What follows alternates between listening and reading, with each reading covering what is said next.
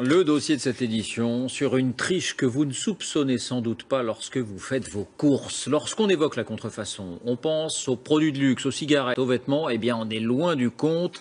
Crème de soin, petits pots et même tronçonneuses ou brouettes.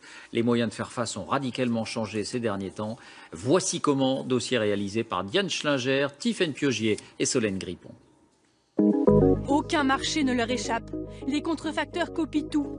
Dans ce laboratoire clandestin, ils fabriquaient des cosmétiques, savons, lait démaquillant, 62 000 produits contrefaits. Des voitures de sport en Espagne, de fausses Ferrari au moteur japonais, vendues 5 fois moins cher sur Internet. En 2016, record de saisie pour les douanes françaises. Dans cette pièce, des échantillons de toutes leurs trouvailles de l'année. Alors, les câbles électriques, par exemple. Vous avez également en contrefaçon des médicaments, du champagne contrefait, de la sauce tomate, des MP3, des bouées pour les enfants qui ne respectent pas les normes requises. Il y a une véritable diversification de la contrefaçon qui touche aujourd'hui tous les produits. Des produits du quotidien, plus faciles à écouler en grande quantité. L'organisation criminelle a un seul but, le profit. Il faut voir aussi que c'est peut-être aussi plus facile de contrefaire des objets qui présentent peu de recherche et développement. Les contrefacteurs s'attaquent à tout, y compris aux brouettes. Donc là, c'est notre travail sur les pays du Golfe, les contrefaçons dernièrement trouvées. Ça, on l'a trouvé en Arabie Saoudite, à Jeddah. Celle-ci, on l'a récupérée à Koweït. Nous sommes en Alsace, chez le leader européen de la brouette, victime de milliers de contrefaçons chinoises chaque année. Alors on a là écrit French Model, ce qui est quand même assez original. Parfois, les faux sont très difficiles à repérer. Regardez ces deux modèles. À gauche, la copie vendue 30 €, à droite l'original 49 €.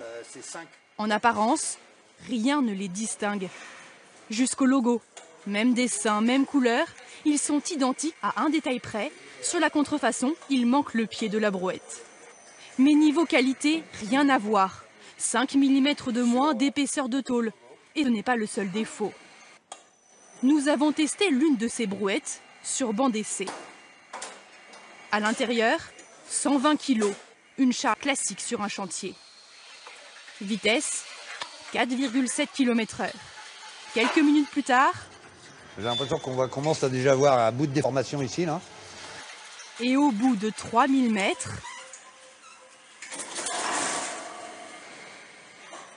On a l'axe qui s'est déboîté, la pièce est ultra chaude. Et on a même un sentiment que le plastique a fondu. Incroyable. Une durée de vie bien moindre que les standards de cette entreprise française, qui elle promet une résistance de 100 km minimum. Ça c'est le nôtre.